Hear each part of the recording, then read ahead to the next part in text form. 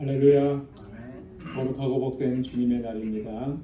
오늘 이 시간 우리 마음과 뜻과 정성을 다해서 하나님께 예배드리겠습니다. 우리 다 함께 자리에서 일어나셔서 영과 진리로 하나님께 예배드리겠습니다.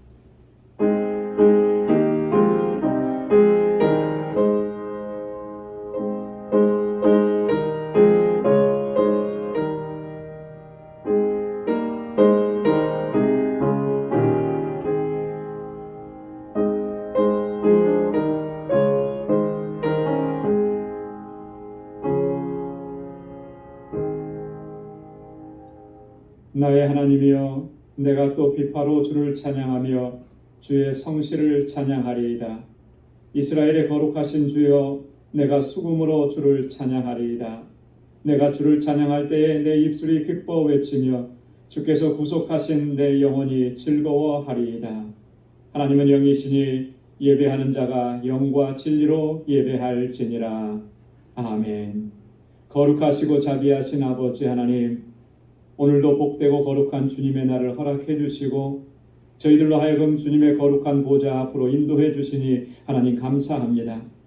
지난 한 주간 동안도 은혜로 우리를 인도해 주시고 주님의 그 능력의 손길로 우리를 붙잡아 주시고 선한 길로 인도해 주신 하나님, 그 은혜를 감사합니다. 오늘도 이 시간 우리 마음을 다하고 힘을 다하여서 하나님을 경배하고 찬양하고 주님께 영광 올려드리는 복된 시간이 되도록 도와주옵소서. 우리의 허물과 죄악들을 주의 보혈로 깨끗하게 씻어주시고 우리 주님의 거룩하신 임재 안으로 우리를 불러주셔서 하나님의 평강을 경험하는 복된 시간이 되도록 도와주옵소서. 성령께서 우리의 마음과 생각을 주장하여 주시고 온전히 주님만을 예배하는 복된 시간이 되도록 도와주옵소서. 우리의 예배를 받아 주옵소서.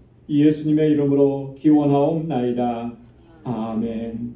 전능하사 천지를 만드신 하나님 아버지를 내가 믿사오며 그 외아들 우리 주 예수 그리스도를 믿사오니 이는 성령으로 잉태하사 동정녀 마리아에게 나시고 본디오 빌라도에게 고난을 받으사 십자가에 못 박혀 죽으시고 장사한 지 사흘 만에 죽은 자 가운데서 다시 살아나시며 하늘에 오르사 전능하신 하나님 우편에 앉아 계시다가 저리로서 산 자와 죽은 자를 심판하러 오시리라. 성령을 믿사오며 거룩한 공예와 성도가 서로 교통하는 것과 죄를 사하여 주시는 것과 몸이 다시 사는 것과 영원히 사는 것을 믿사옵나이다. 아멘. 자리에 앉으시기 바랍니다. 찬양으로 하나님께 영광 돌리겠습니다.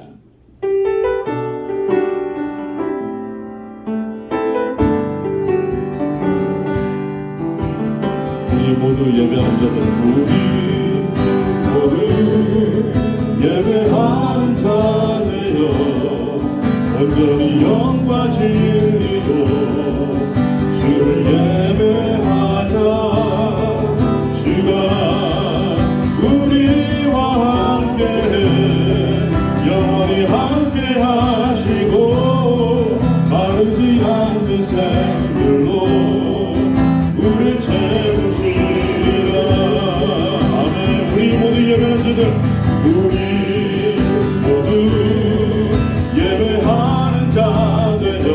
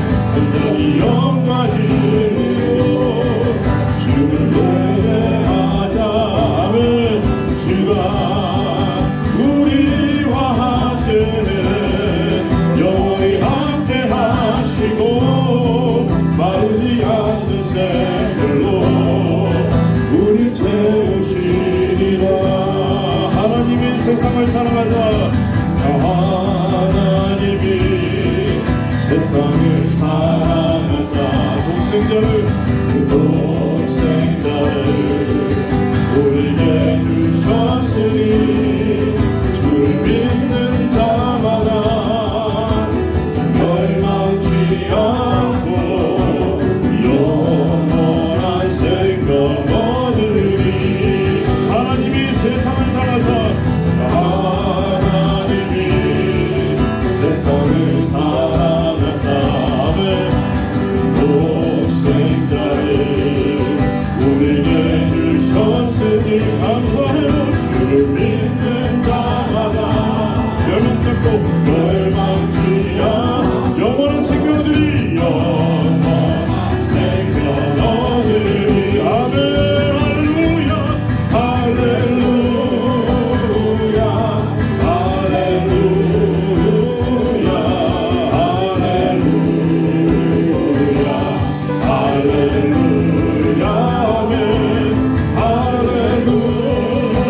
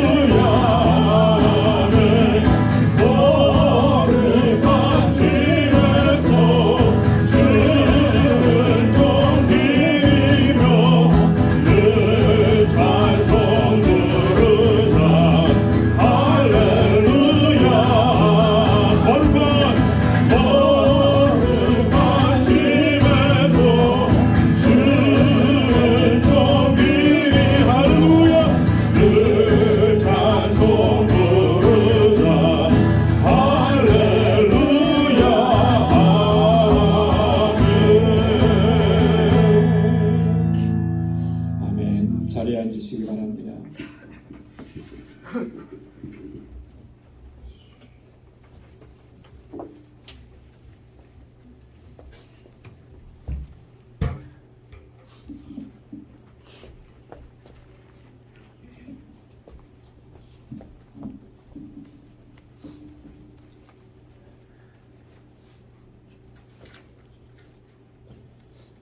거룩하시고 자비로우시고 은혜가 충만하신 우리 아버지 하나님 감사합니다. 오늘 또 거룩하고 복된 주님의 날을 저희들에게 허락하여 주시고 저희들을 주님 앞으로 불러 모아 주셔서 방죽교회 성도들이 이렇게 모여서 마음을 다하고 뜻을 다하고 힘을 다해 우리 하나님을 진실로 사랑하며 하나님을 경외하며 감사와 찬양과 경배를 드려 영광을 드리오니 받아 주시옵소서. 아버지 하나님, 오늘 또 세우신 종 목사님을 통해서 성령께서 아버지 함께 해주시고 그를 통해서 하나님 말씀을 저희들에게 들려주실 때에 저희들에게 큰 감동이 있게 하여 주시고 은혜가 되게 하여 주시옵소서. 우리가 깨닫는 데 그치면 무슨 소용이 있겠습니까?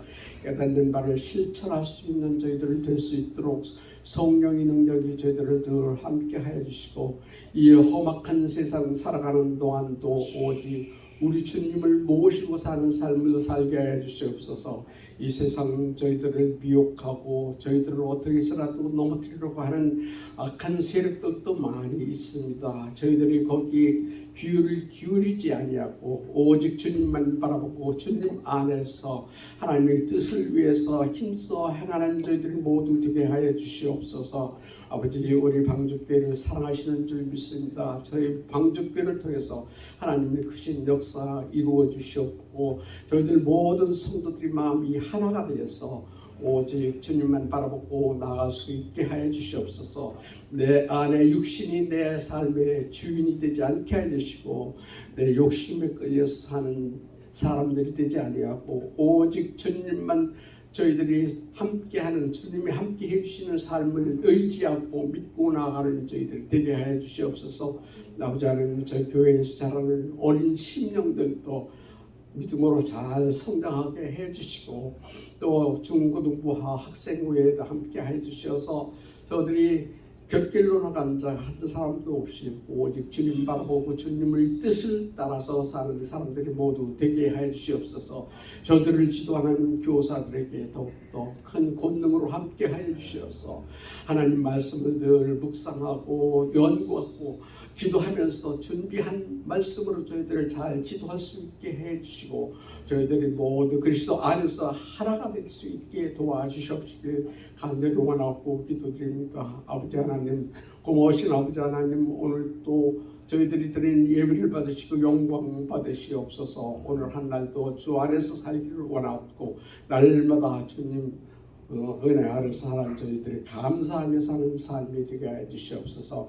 감사하고 우리 주 예수님 믿음 받들고 기도하옵나이다. 아멘.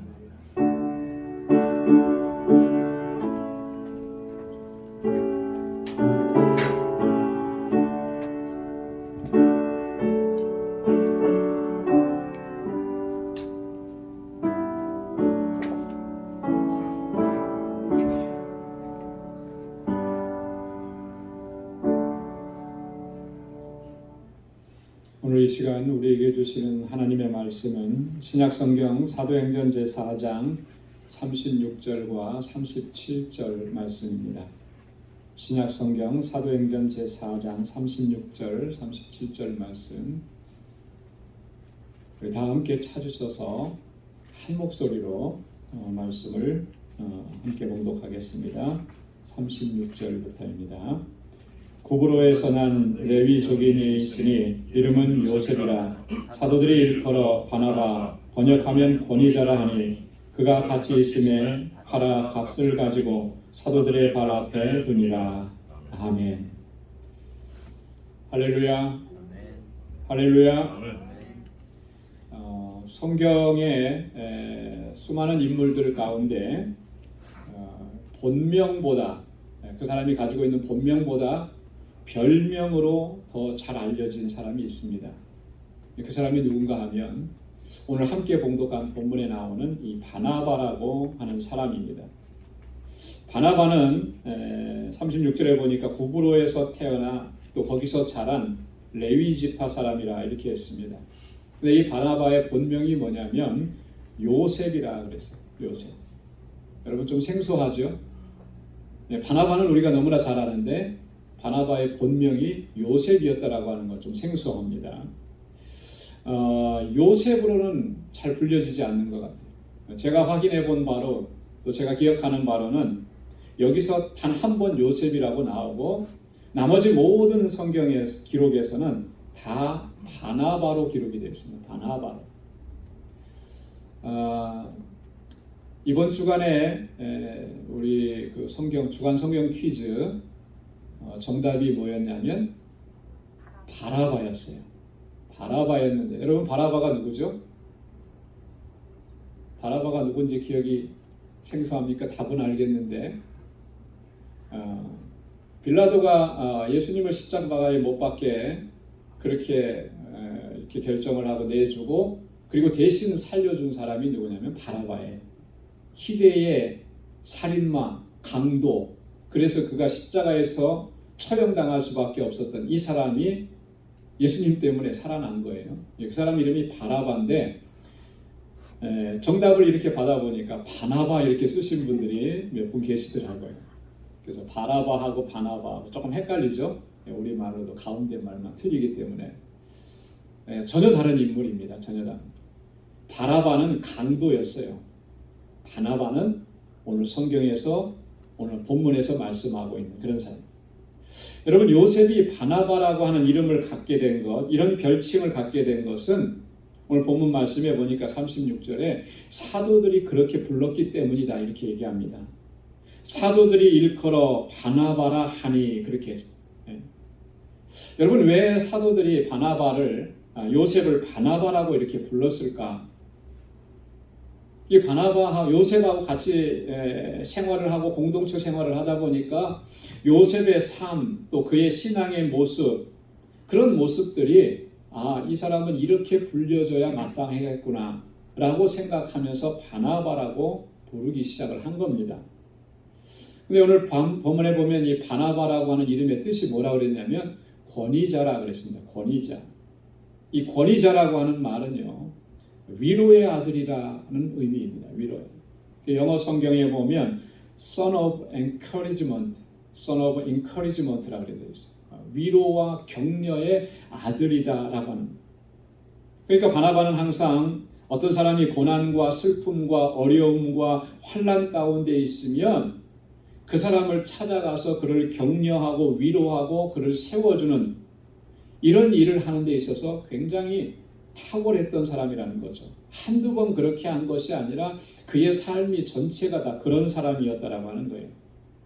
사도들은 요셉이 그렇게 하는 모습을 보고서 그를 위로의 아들이라 바나바라 이렇게 이름을 붙여준 것입니다.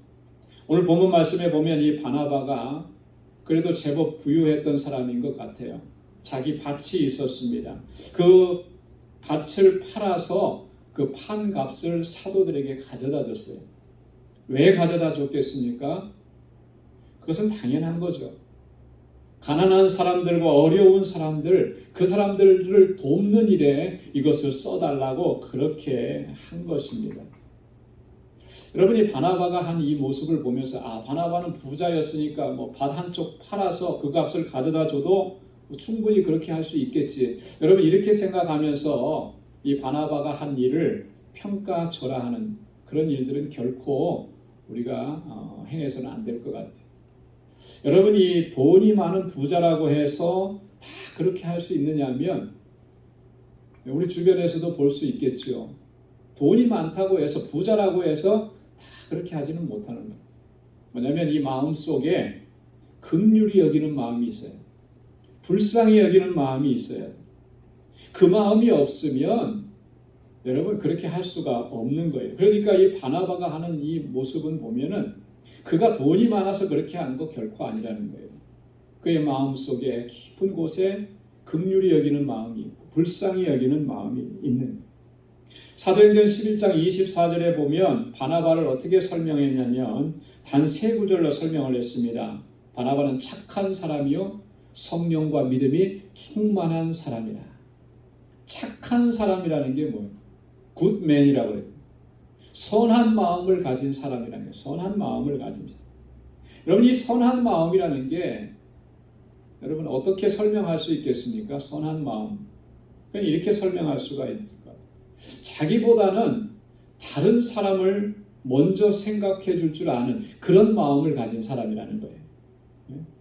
특별히 다른 사람을 생각할 때에 고통당하고 슬픔당하고 어려움을 당한 사람, 이 사람들의 아픔과 괴로움을 외면하지 않는다는 거예요. 함께 아파하고 함께 슬퍼하고 어떻게 해서든지 그 사람을 도와주려고 하고 위로하려고 하고 격려하려고 하는 그런 마음을 가진 사람, 그런 마음이 착한 마음이라고 하는 거예요. 그 바나바는 보면은 성경에 기록되어 있는 바나바의 모습은요, 이렇게 어려움을 당하는 사람을 보면 결코 모르는 척 외면하지 않았습니다. 최선을 다해서 적극적으로 물심양면으로 그 사람을 도와주고 그 사람을 일으켜 세워주었다라고 하는 거예요. 여러분 사도행전 9장은 굉장히 중요한 내용이 기록된 장입니다. 왜냐하면 사도 바울이 아직 사울이었을 때, 그리고 아직 그가 예수 믿는 사람들을 교회를 핍박하고 있었을 때 하나님께서 이 사울을 찾아와 주셨고 만나 주셨고 그를 변화시켜 주신 사건이 기록된 그런 장이 사도행전 9장입니다. 사울은요 이렇게 정말 예수 믿는 사람들을 핍박하던 사람이었는데 그가 부활하신 주님을 만납니다. 다메섹 도상에서 회심을 하게 됩니다. 주님께로부터 사명을 받게 됩니다. 그리고 나서 즉시로 그가 나아가서 예수 그리스도는 하나님의 아들이시다라고 증거하고 선포하고 전하고 그러면서 처음부터 많은 핍박과 환난을 받게 돼요. 한 번은 이렇게 사울이 바울이 되기 전이죠. 아직까지 사울이 예루살렘으로 올라가고 거기에 가서 제자들과 함께 교제하기를 원한 거예요. 하나님께서 나에게 역사하신 이 놀라운 일들을 같이 증거하면서 교제하기를 원했는데 여러분 제자들이 어땠냐면 믿지를 못한 거죠. 사람이 어떻게 그렇게 하루아침에 바뀔 수 있겠느냐 믿지 못한 거예요. 이 사울을 극도로 경계하게. 사울 입장에서 봤을 때는 굉장히 섭섭할 수 있어요. 당연히 그럴 수 있지라고 생각하지만 섭섭할 수가 있고 참 난감한 그런 상황이 아닐 수가 없는 거죠. 그때 이 사울을 도와주었던 사람이 누구냐면 바로 바나바라고 하는 거예요. 바나바가 그를 데리고 제자들 앞에 나아갑니다. 그리고 그가 사울이 어떻게 주님을 만났는지 또 주님께서는 이 사울에게 어떤 말씀을 주셨는지 사울이 경험했던 일들, 사울이 회심했던 그 일들을 차근차근하게 자세하게 설명을 해주는 거예요. 그랬던 사람이 바로 바나바라고 하는 거죠. 사도행전 9장 27절에 보니까 바나바가 데리고 사도들에게 가서 그가 길에서 어떻게 주를 본 것과 주께서 그에게 말씀하신 일과 다메섹에서 그가 어떻게 예수의 이름으로 담대히 말하던 것을 말하니라. 그 사도들이 바나바가 하는 말을 믿기 시작한 거예요. 믿어준 거죠. 여러분이 바나바가 어떤 사람이었는지를 잘 보여주는 장면이잖아요. 사도들이 바나바가 하는 말은 다 믿어주는 거예요. 그가 어떤 모습으로 그 공동체 안에서 생활했었는지를 단적으로 보여주는 거죠. 또한 사도행전 15장에 보면 여러분 바울과 바나바가 2차 전도 여행을 떠나게 됩니다. 1차 전도 여행을 함께 다녀왔어요. 그리고 2차 전도 여행을 준비합니다. 그런데 이렇게 위대한 사도들도 좀 다툼이 생긴 거죠. 그래서 결국은 2차 전도 여행은 함께 가지를 못해요. 근데 그 원인이 뭐였냐면 마가라고 하는 사람, 마가 요한이라고 하는 사람을 함께 동행시키자 하는 문제에서 서로 의견이 갈라진 거예요. 바울은 절대 안 된다. 아주 단호합니다. 왜냐하면 1차 선교여행 때 끝까지 함께 하지 못했고 되돌아갔기 때문에 단호해요. 근데 바나바는 어떠냐면 끝까지 이 마가 요한을 품습니다. 결국에는 바울과 바나바가 서로 따로 갈라져서 선교 여행을 떠나게 됩니다. 바나바는 이 마가 요한을 데리고 구브로라고 하는 곳으로 선교 여행을 떠나요. 여러분, 구브로라고 하는 거 아까도 처음에 말씀드렸듯이 구브로는 이 바나바의 고향이기도 합니다. 그렇게 선교 여행을 떠납니다. 여러분, 이 바나바의 이러한 품어줌, 위로하고 격려해주고 또 세워주는 이 사역 덕분에 마가 요한은 다시금 일어서게 돼요. 복음의 사역을 능력 있게 감당하게 됩니다. 나중에 가서는 사도 바울도 이 마가 요한을 인정하고 받아들이고 함께 동역을 하게 돼요. 자, 그런데 놀라운 일은요, 이 마가 요한이 어떠한 사역까지 감당하냐면 복음서 중에 가장 먼저 기록되어졌다고 하는 마가복음을 기록하게 되는 거예요. 마가복음을. 여러분이 마가 요한이 이렇게 위대한 사역을 감당할 수 있었던, 그것이 가능했던 이유가 어디에 있느냐? 바나바의 위로와 격려 그리고 세워줌이 있었기 때문에 마가 요한이 그렇게 귀하게 쓰임 받았더라. 여러분이 바나바라고 하는 사람은 이처럼 위로와 권면의 사역에 정말 탁월함을 가진 사람이었어요. 그래서 힘들고 어려운 사람들을 보면 찾아가서 그를 격려해주고 위로해줍니다. 마치 누가복음 제10장에 나오는 선한 사마리아 사람처럼 강도 만난 사람, 그 위험을 무릅쓰고 그 사람을 살리는 일에 최선을 다하는 그 모습처럼 이 바나바는 그렇게 행했던 사람이라고 하는 것이죠. 또한 바나바의 삶을 보면요, 바나바는요 단 한 번도 자신이 주인공이 되겠다라고 하는 그런 생각을 해본 적이 없는 사람인 게 분명해요. 만약에 바나바의 마음속에 내가 이 정도의 능력으로 사역을 감당하면 좀 이름 좀 얻고 높은 자리에 올라가고 뭐 그런 마음이 조금이라도 있었으면 아마도 바나바는 그가 안디옥 교회에 파송받았을 때에 사도 바울을 데리고 오지 않았을 거예요. 안디옥 교회가 점점 부흥한다는 소식을 예루살렘 교회 지도자들이 소식을 듣고 이 바나바를 파송을 합니다. 바나바가 그곳에서 사역을 하면서 어떠한 일을 하냐면요, 지금 다소라고 하는 곳에 있었던 바울을 그곳으로 데려오는 거예요. 왜 데려왔겠습니까? 그렇게 하는 것이 이 안디옥 교회와 또 성도들에게 더 유익하다고 판단했기 때문에 그런 거예요. 만약에 바나바가 조금이라도 내가 정말 내가 이 자리에서 이 교회를 목회하면서 끝까지 내 이름을 얻고 싶다, 뭐 이런 생각이 있었으면 바나바가 바울을 데리고 왔겠습니까? 그러지 않는 거죠. 이처럼 이 바나바는 이 바울을 또 사람을 세우는 일에 아주 최선을 다했던 사람입니다. 여러분, 이 바나바가 바울을 데리고 와서 함께 동역했다고 해서 여러분, 이 바나바의 사역을 우리가 과소평가할 수 없습니다. 왜냐하면 이 안디옥 교회는 바나바로 인해서 굉장히 성장하고 있었기 때문에 그래요. 사도행전 11장 24절에 보면 바나바는 착한 사람이요 성령과 믿음이 충만한 자라, 이렇게 기록을 하고 그 다음에 뭐라고 했냐면 이에 큰 무리가 죽게 더하더라. 더 많은 사람들이 주님 앞으로 돌아오는 놀라운 역사가 있었다라고. 그러니까 바나바 혼자서도 사실은 사역을 잘 감당하고 있었던 거예요.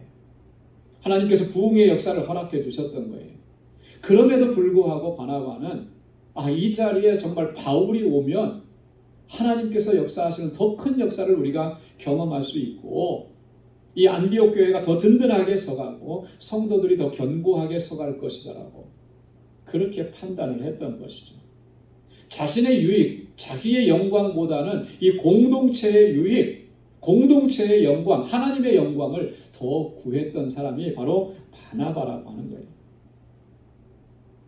바나바가 이렇게 생각을 하고 바울을 데리고 왔는데 이 바나바의 생각은 정확했습니다.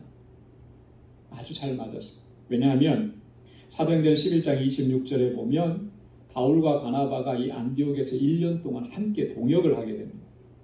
함께 동역을 하는데 그때 안디옥 교회는 어떤 모습으로 변화되느냐 하면 그 지역 사회에 있어서 선한 영향력을 끼치는 그런 교회로 우뚝 서게 되는 거예요. 그래서 사도행전 11장 26절에 보면 안디옥에서 비로소 그리스도인이라 일컬음을 받게 되었더라. 세상에 믿지 않는 사람들이 교회의 모습을 보고 성도들의 모습을 보고 저 사람들은 특별한 사람들이구나. 그리스도라고 하는 사람에게, 그리스도라고 하는 분에게 속한 사람들이구나. 그리스도인이라 이렇게 부르기를 시작을 했다라고 하는 거예요. 여러분, 우리가 세상에 살면서 사람들에게 들을 수 있는 가장, 믿지 않는 사람들에게 들을 수 있는 가장 행복하고 정말 복된 칭찬은 뭐냐면 저 사람 진짜 예수 믿는 사람이야. 이런 이야기 듣는 거예요. 그죠? 네.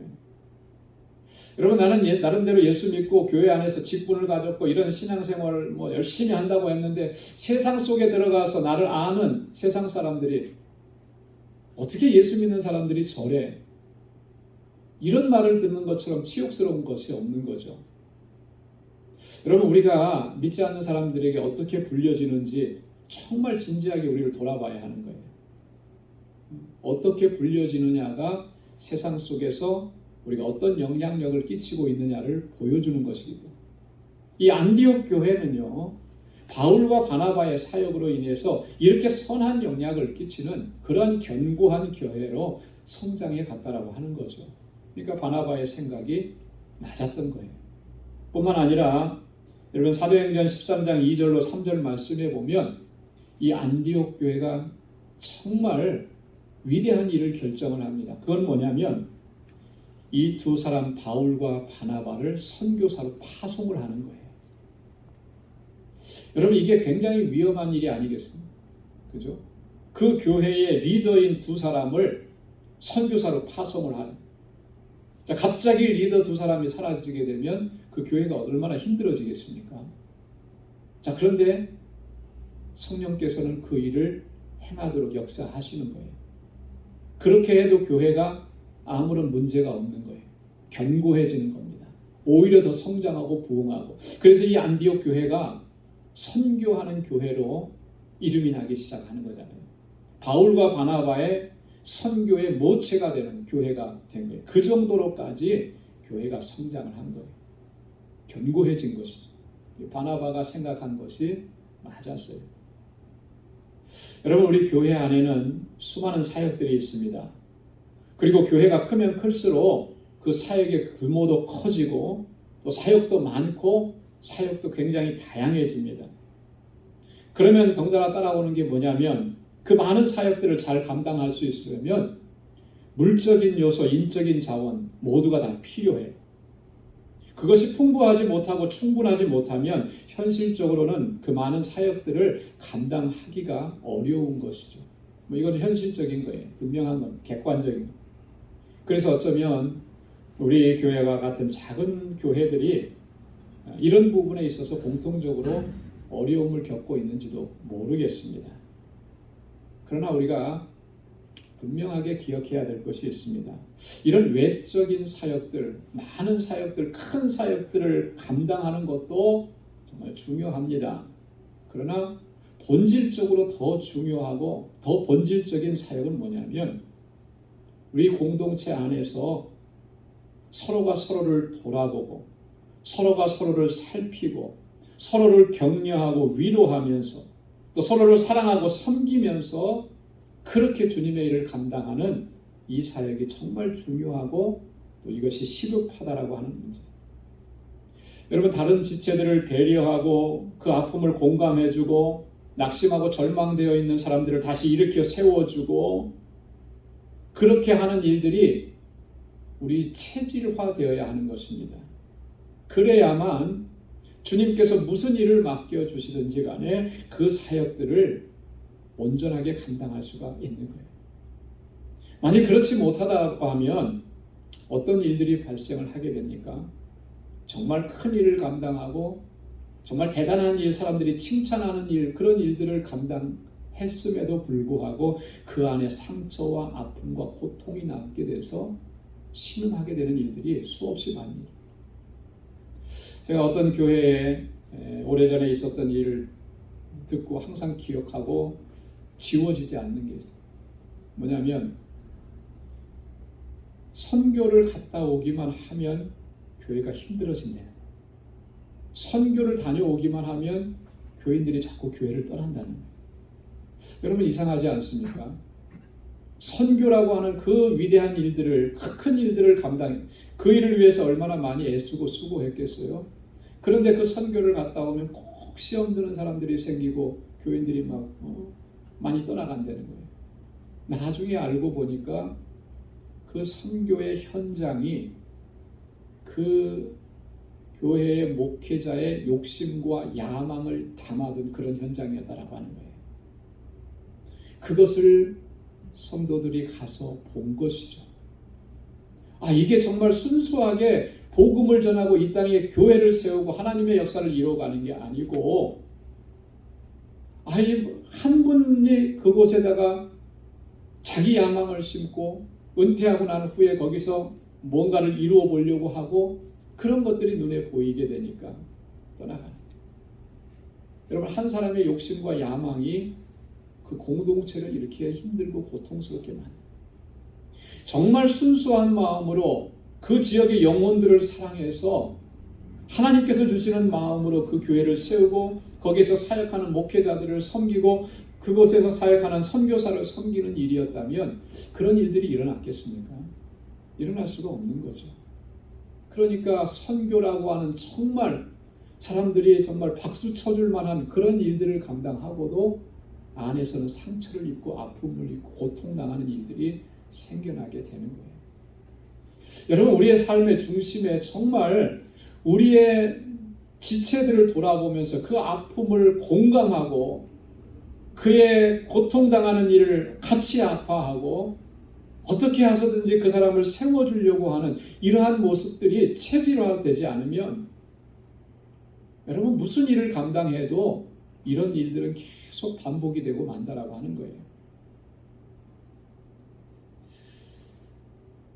우리가 지난 주일에도 살펴봤듯이 하나님께서는 낙심하고 절망해서 죽기를 간구하던 엘리야를 찾아오셨습니다. 그리고 그를 어루만져 주셨고 그의 결핍을 채워주셨고 그를 위로하고 격려해 주셨습니다. 다시 이렇게 세워주셨습니다. 이런 하나님의 위로하심으로 말미암아 엘리야가 다시 힘을 얻게 된 거죠. 용기를 얻게 된 거죠.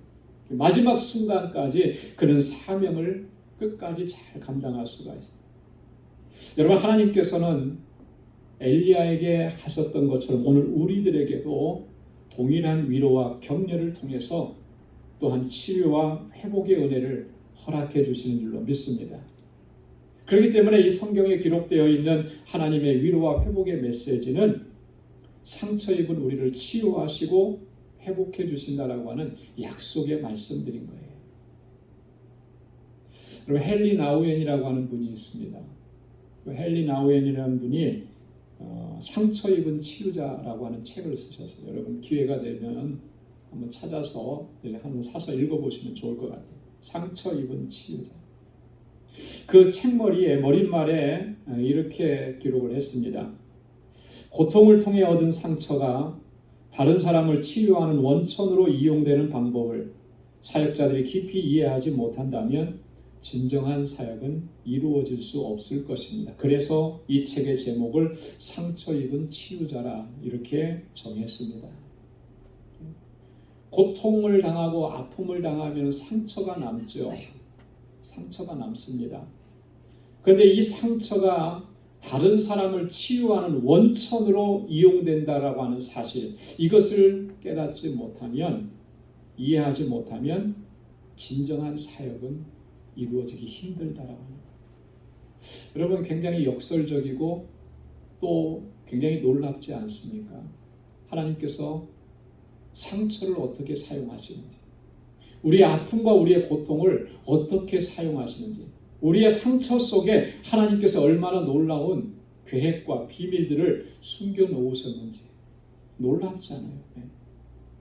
나의 이 아픔과 상처가 다른 사람을 치유하는 도구가 되고 그 원천이 되게 하시는 것이 하나님의 섭리고 역사고 계획이라는 거예요.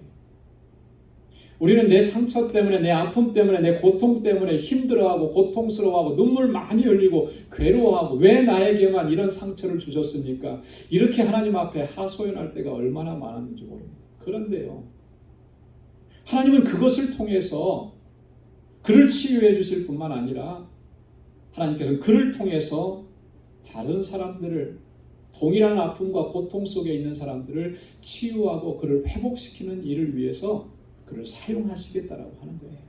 사용하시겠다라고. 여러분, 이런 놀라운 섭리와 계획을 가지고 하나님은 우리를 이끌어 가시는 것입니다. 이것을 우리가 바르게 이해하지 못하면, 이것을 우리가 바로 알지 못하면 하나님께서 주신 사명들을 제대로 감당할 수가 없다라고 하는 거예요. 그것이 바로 헨리 나우엔이 깨달았던 그러한 사실, 오늘 우리에게 전해주고 있는 거예요. 그래서 사도 바울이 고린도후서 1장 3절로 4절에서 이렇게 말씀했습니다. 찬송하리로다. 그는 우리 주 예수 그리스도의 하나님이시여 자비의 아버지시여 모든 위로의 하나님이시며 우리의 모든 환난 중에서 우리를 위로하사 우리로 하여금 하나님께 받는 위로로서 모든 환난 중에 있는 자들을 능히 위로하게 하시는 이시로다. 할렐루야. 할렐루야. 아멘. 얼마나 놀랍습니까? 바울은 이걸 깨달은 거예요. 나의 아픔과 나의 고통과 나의 상처, 내가 환난을 겪고 고난을 겪으면서 매를 맞으면서 내 몸에 핏자국이 났던 그런 모든 것들 하나님께서 위로해 주시더라는 거예요. 나를 위로하시는 것으로만 끝나지 아니하고 우리가 하나님께로부터 받은 위로로서 동일한 환난 가운데 있는 그 사람들을 위로하게 하시는 것, 그것이 하나님의 뜻이에요. 사도 바울이 이러한 하나님의 위로를 경험했기 때문에 이런 하나님의 섭리와 계획과 목적을 분명하게 이해했기 때문에 오늘 이 사실을 우리에게 증거해주고 있는 거예요. 바울에게만 그렇겠습니까? 오늘 우리에게도 하나님은 동일하게 역사하죠. 내 아픔이 크고 고통이 크지만 하나님께서는 그것을 사용하시는 거예요. 나를 회복시키실 뿐만 아니라 다른 사람을 회복시키는 일에 하나님의 목적에 부합하는 도구로 사용하십니다. 여러분, 뿐만 아니라 바울은요, 이 믿음의 권속들의 그런 위로와 격려가 자기에게 얼마나 큰 힘이 되고 용기가 되었는지 그것을 결코 잊지 않았습니다. 하나님께서 하나님의 주시는 위로뿐만 아니라 하나님의 권속들을 통해서 하나님께서 얼마나 자신을 위로하셨는지 새 힘을 주셨는지. 데살로니가전서 3장 6절로 7절에 보면 바울이 그렇게 얘기합니다.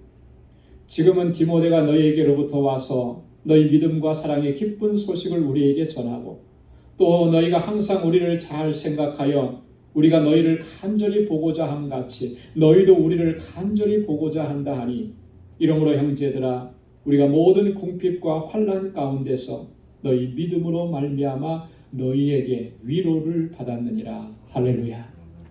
누구에게 위로받았다 그랬습니까? 데살로니가 교회 성도들에게. 지금 우리가 복음을 전하면서 궁핍하고 많은 환난을 겪지만 너희가 믿음 안에서 견고하게 서가는 모습을 보고 우리가 너희를 보고 싶어 하는 것처럼 너희도 우리를 간절히 보고 싶어 한다라고 하는 그 말을 듣고 우리가 위로를 받았다라고 하는 거예요. 위로. 하나님 그렇게 위로하시는 거예요. 우리를 그렇게 사용하시길 원하는 거예요. 위로의 아들로서 하나님이 주시는 위로로 다른 사람들을 위로하고 격려하고 세워주는 일에 하나님 사용하시기를 원하시는 것입니다. 사랑하는 성도 여러분, 우리 방주 공동체가 또 저 여러분들 모두가 서로의 아픔과 고통을 공감하고 또 주님께서 우리를 어루만져 주셨듯이 서로를 어루만져 주고 서로 격려하고 위로하고 일으켜 세워주면서 여러분 주님께서 맡겨주신 사명을 잘 감당할 수 있는 우리 모두가 될 수 있기를 소망합니다. 주님께로부터 받은 위로가 너무나 큽니다. 우리는 하나님 앞에 엎드려 부르짖을 때마다, 하나님 앞에 통곡할 때마다 엘리야를 만져주셨던 그 손길로 우리를 만져주시고 회복시켜 주셨습니다. 거기에 머무르지 않게 하십니다. 내가 흘렸던 눈물처럼 그렇게 눈물을 흘리고 가슴 아파하고 고통스러워하는 우리 형제와 자매들 돌아보게 하시고 그를 위로하라고 나를 먼저 위로해 주신 겁니다. 그럼 바나바가 위로의 아들이었던 것처럼 저와 여러분들도 하나님의 위로의 아들로, 하나님의 위로의 딸로 그렇게 주님의 주신 이 일들을 잘 감당하고 이 공동체를 아름답게 세워가고 이 땅에 하나님 나라를 세워갈 수 있는 우리 모두가 될 수 있기를 주님의 이름으로 축원합니다. 기도하겠습니다. 하나님 아버지 고맙고 감사합니다. 오늘 이 아침에도 하나님 주님의 은혜와 사랑으로 덧입혀 주시고 우리를 위로하시고 우리를 세우시는 하나님의 그 놀라우신 은총을 다시 한번 경험할 수 있도록 은혜 주심을 감사합니다. 나를 위로하신 하나님, 이제는 위로자로 살아가도록, 위로자로 사명을 감당하도록 우리에게 주신 사명들 이제는 잘 기억하고 잘 감당하고 서로의 아픔과 고통과 괴로움을 돌아보고 같이 아파하고 같이 고통스러워하고 함께 위로하면서 서로를 세워주고 그래서 사랑의 공동체로 온전하게 사역 주님 앞에 쓰임받는 우리 광주의 모든 권속들이 될 수 있기를 주님께서 늘 함께 하시고 능력으로 덧입혀 주시고 선한 손길로 인도하여 주옵소서. 예수님의 이름으로 간절히 기도드리옵나이다. 아멘. 우리 찬송 499장 부르시면서 준비하신 예물 하나님께 드리겠습니다.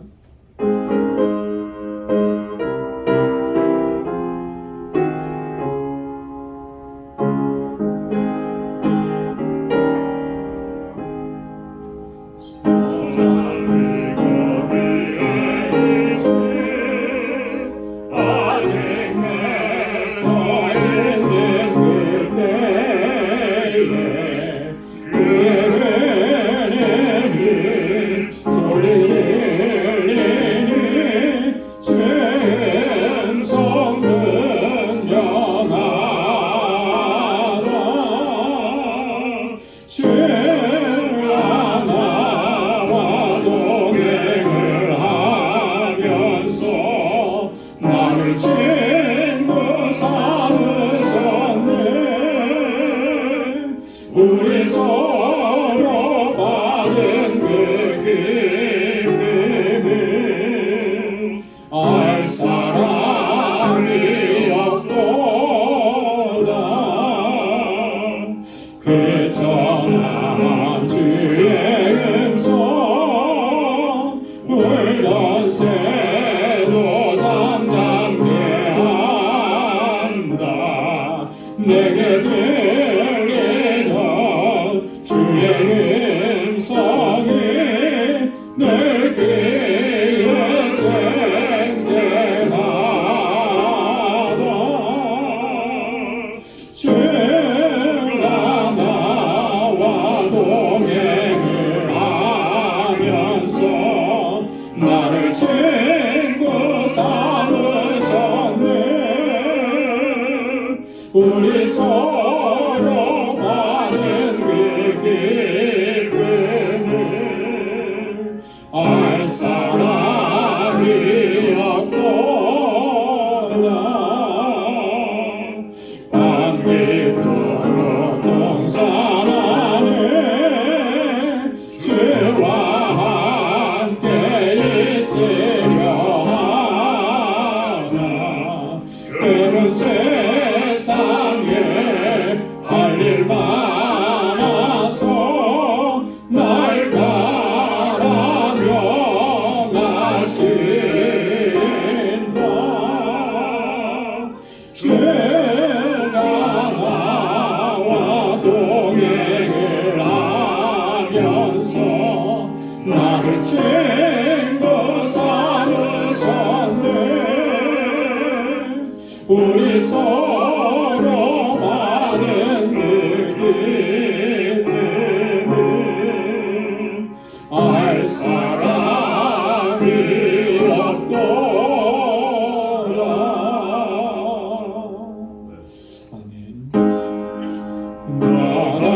주신 모든 것다 주의 것이니 그 많은 귀한 선물을 다 주께 바치네.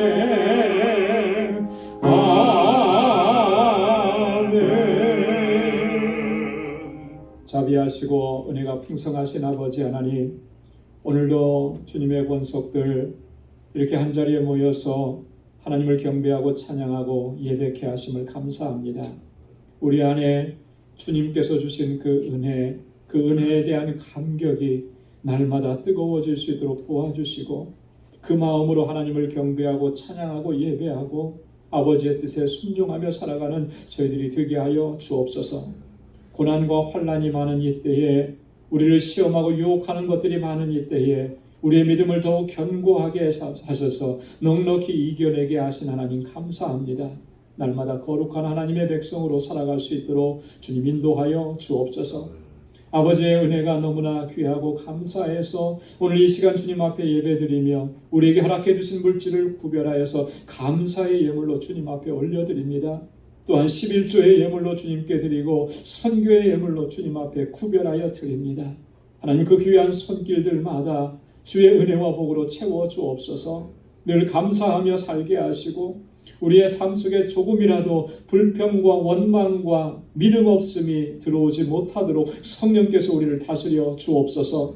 아버지 하나님, 하나님의 주권을 인정하게 하시고 주님의 뜻에 온전한 순종으로 나아갈 수 있도록 도와주옵소서. 주님께서 말씀하시는 것이 무엇이 되었든지 간에 언제나 우리는 순종하며 나아갈 수 있도록 은혜 베풀어 주시고, 그러한 삶 속에 허락해 주시는 하나님의 놀라우신 역사를 날마다 경험하고 체험하는 복된 삶이 되도록 도와주옵소서. 땅끝까지 이르러 복음의 증인되라고 하신 주님의 말씀을 늘 기억하고 우리의 삶을 통하여서 예수 그리스도를 증거하는 삶이 되도록 도와주시고, 또한 세계 곳곳에서 나아가서 주의 복음을 전하는 당신의 귀한 종들의 그 사역을 우리가 함께 기도하면서 협력하면서 작은 물질을 주님 앞에 올려드렸습니다. 하나님, 이 물질이 쓰여지는 곳에 하나님께서 행하시는 놀라운 역사들을 목도하고 체험하고 경험할 수 있는 그 은혜 또한 우리에게 허락해 주시고, 우리 사랑하는 선교사님들과 그 가정과 그 모든 사역들을 하나님 강건하게 붙잡아 주옵소서. 건축 예물을 주님께 올려드리며 주님의 몸된 교회를 위해서 눈물로 기도하고 또 땀 흘려 수고하고 헌신합니다. 귀한 종들의 그 헌신을 받아주시고 이 공동체가 정말 서로 위로하고 격려하고 마음과 뜻을 같이하여서 하나님의 뜻을 이루어가는 귀한 공동체, 사랑의 공동체가 되도록 주님 인도하여 주옵소서. 하나님, 우리에게 허락해 주신 은혜는 정말 차고 넘칩니다. 하나님, 정말 이 은혜로 주님의 크신 사랑으로 이제는 이웃을 돌아볼 수 있게 하시고 형제와 자매를 돌아볼 수 있게 하시고 주님의 마음을 품게 하시고 긍휼의 마음을 허락해 주셔서 하나님, 이 은혜를 나누며 살아가는 저희들 되게 하여 주옵소서. 이 마음으로 드려진 구제의 예물 하나님 기뻐 받아주시고 하나님, 우리의 삶이 축복의 통로가 되도록 도와주시고 주님의 사랑을 전하고 그리하여 이 세상을 변화시켜 나아가는 귀한 도구로 저희들을 사용하여 주옵소서. 오늘 이 거룩하고 복된 주님의 날, 주님 앞에 나와서 주님을 예배하며 구석구석에서 보이는 곳에서 보이지 않는 곳에서 애쓰고 수고하는 그 모든 헌신된 주의 종들의 그 수고와 헌신을 기억해 주시고 주님의 은혜와 복을 더하여 주옵소서. 또 한 주간의 삶을 향하여 나아갑니다. 우리의 삶의 터전을 주님 붙잡아 주시고 언제나 어디서나 주님과 동행하는 삶을 살게 하시고 예수 그리스도의 아름다운 향기를 바라게 하옵시고 주님의 증인된 삶을 온전하게 살아가 복의 근원된 삶을 살아가기에 부족함이 없도록 우리 사랑하는 성도들의 가정과 저희의 일터와 저희의 또한 사업장을 든든하게 지켜 주옵소서. 이 예수님의 이름으로 봉헌 기도드리옵나이다. 아멘. 우리 전후좌우에 계신 분들과 우리 함께 인사 나누시기 바랍니다. 샬롬, 주님의 평강이 함께하길 바랍니다. 사랑합니다. 축복합니다.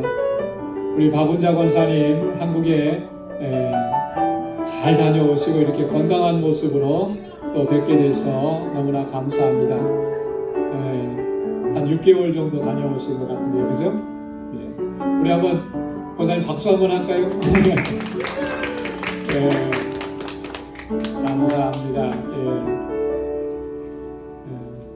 여러분들의 삶 속에 또 가정에 이 한 주간 동안도 크신 주님의 은혜와 평강이 함께 하시기를 바랍니다. 감사합니다. 오늘 영상으로 예배드리는 모든 분들에게도 같은 은혜가 있기를 주님의 이름으로 축원합니다. 교회 소식 전해드리도록 하겠습니다. 매주 이렇게 권면의 말씀을 드리는데 예배와 또 주일 성수 또 그리고 우리의 삶의 현장 속에서 하나님의 자녀다운 삶, 참된 예배자로서의 삶에 우리가 온전히 포커스를 맞추고 또 언제나 최선을 다해 주시기를 부탁드리겠습니다. 구역장 교사 모임이 오늘 2부 예배 친교 후에 유아부실에서 모입니다. 모두 참석해 주시고 10월 구역예배 교재 안내석에 준비되어 있습니다. 그리고 매월 마지막 주일은 저희가 구역예배로 드리는데 여러분 구역예배에도 모두 참여하시기 바랍니다. 지난주에 IT 소식을 전해드렸는데요. 선교사님하고 좀 더 구체적인 말씀을 들었습니다. 여전히 그 상황이 변하지 않고 힘든다고 합니다. 하지만 신학교 사역을 계속 이렇게 미루고 있을 수는 없어서 다음 주부터 그러니까 이제 내일부터가 되겠네요. 내일부터 다시 시작하기로 결정을 했다고 합니다. 그렇게 결정한 데는 또 뭐 이렇게 해야만 하는 그런 일들이 있는데 여전히 위험하고 여전히 어려운 그런 상황이에요. 그래서 여러분 집중적으로 이 사역이 멈춰서지 않도록 또 신학교 사역이 시작이 되어야 또 어린이 사역도 함께 이렇게 갈 수가 있어요. 그래서 여러분 집중적으로 선교사님들의 건강, 안전 또 학교를 오고 가는 학생들, 신학생들의 건강과 안전을 위해서 기도해 주시기를 바랍니다. 우리 다가오는 행사 일정 살펴주시고 또 기도로 준비해 주시기 바랍니다. 한국에 출타하신 분들 제가 이렇게 이름을 다 적어드렸어요.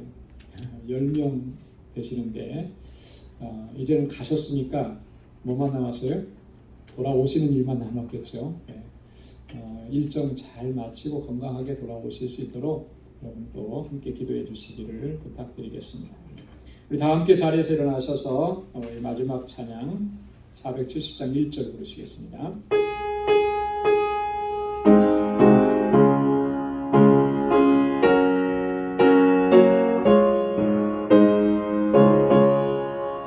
내 평생에 가는 길 순탄하여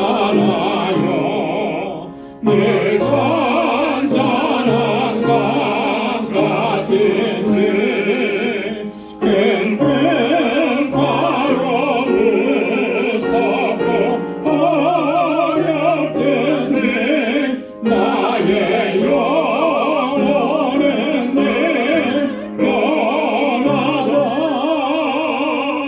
내 영혼 평안해 내 영혼